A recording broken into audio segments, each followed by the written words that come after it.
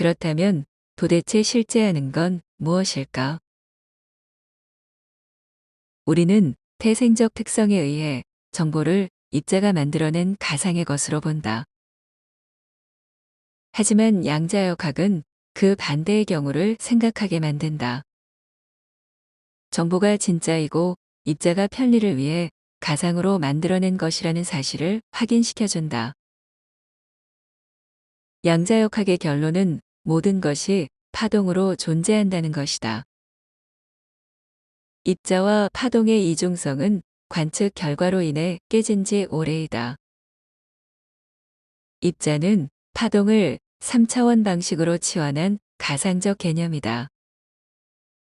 2차원 평면 세계 사람들이 사각부를 평면화시킴으로써 실생활에 유용하게 활용하는 것처럼 우리 역시 파동을 3차원 입자로 치환함으로써 문명의 발전을 이끌었다. 하지만 편리를 진실로 믿어서는 안 된다. 믿고 싶은 것만 믿어서는 진실을 영원히 알 수 없다.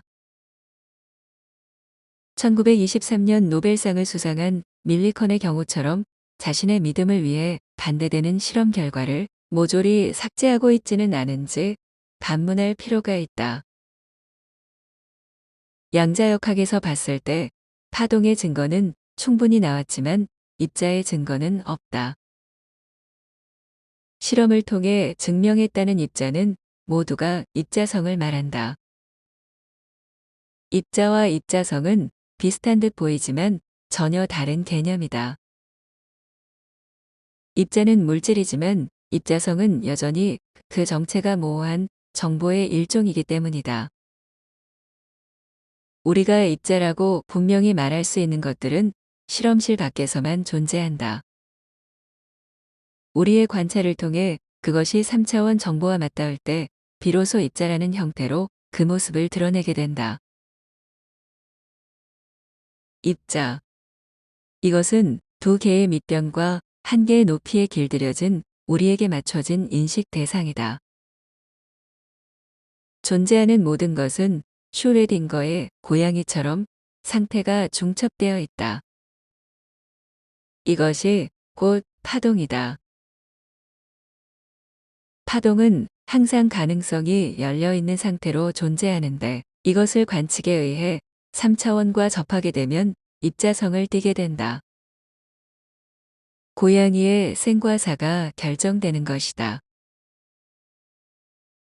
벽돌보다 그것을 구성하는 시멘트와 모래가 진실에 가깝다. 쪼갤수록 진실될 확률이 높아지기 때문이다. 그래서 인류는 먼 옛적 광활한 우주를 논하다가 기술의 발달과 함께 쪼개는 쪽으로 급선회했다.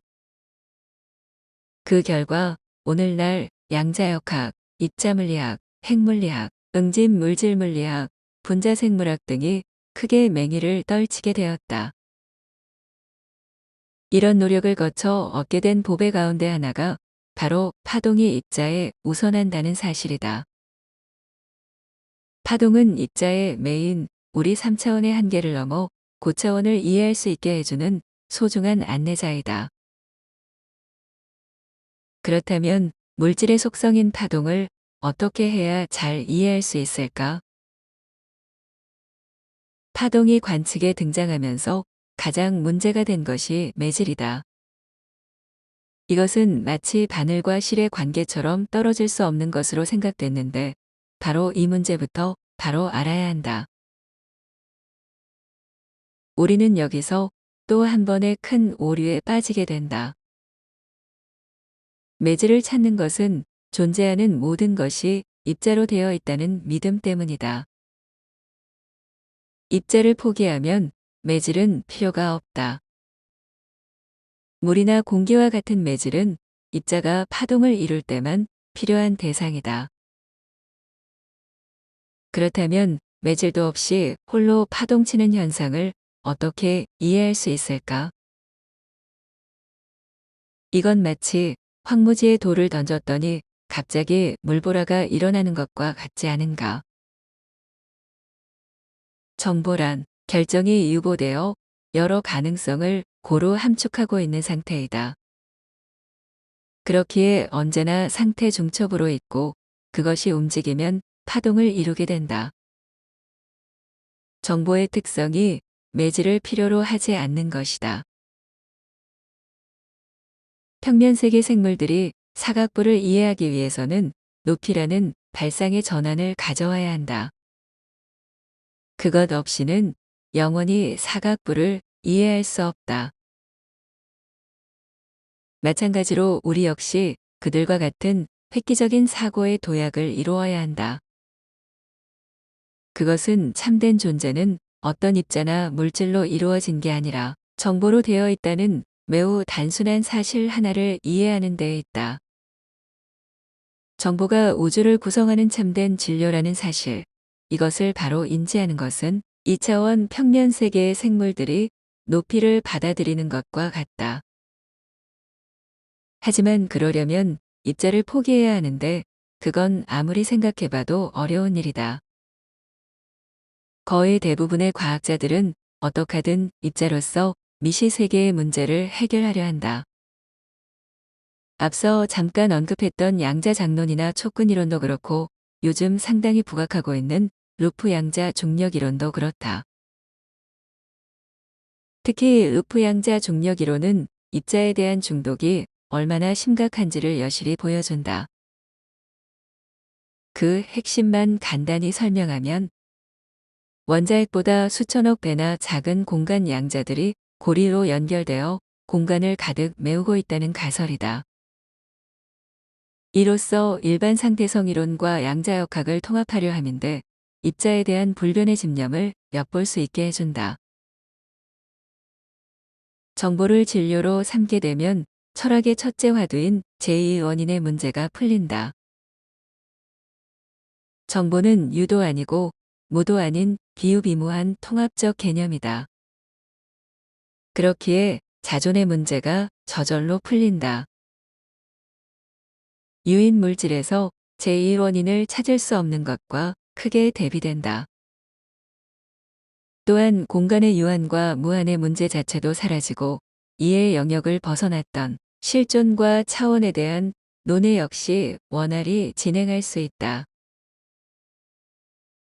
시각을 좁혀 현대 물리학을 보아도 여러 난제들에 대한 해답을 던져준다. 앞서 본서의 전편에서 언급하고 있는 시간과 공간, 역학의 문제 대부분에 대한 밑그림을 보여준다. 다만 생활의 편리에 있어서는 여전히 입자로 치환하여 계산하는 것이 유익하다. 왜냐하면 우리는 여전히 3차원 시공간에 살고 있기 때문이다. 3차원을 떠받치는 입자와 질량, 물질에 대한 개념이 없이는 우리 세계를 지탱할 힘도 없고 발전시킬 여력도 없다. 편리와 진실에 대한 구분만 확실히 한다면, 다시 말해 편리를 위해 입자와 질량, 물질을 취했다는 점만 분명히 인지한다면 지금까지 쏟아부은 인류의 노력이 결코 헛되지 않을 것이다. 파동의 실제를 강조하다 보니 설명이 다소 길어졌다. 아무튼 우리는 자이든 타이든 결정이 내려진 3차원에서 살고 있다. 그래서 우리가 관측하면 양자 세계의 파동이 3차원으로 쪼그라들면서 결정된다. 상태 중첩이 깨지면서 우리에게 친숙한 물리법칙으로 모습을 드러내는 것이다. 그렇기에 양자역학에 있어서의 관찰자는 상당히 중요한 비중을 지닌다. 비유하자면 관찰을 통해 3차원의 정보를 고차원 파동에게 전달하는 차원의 전도사라고나 할까.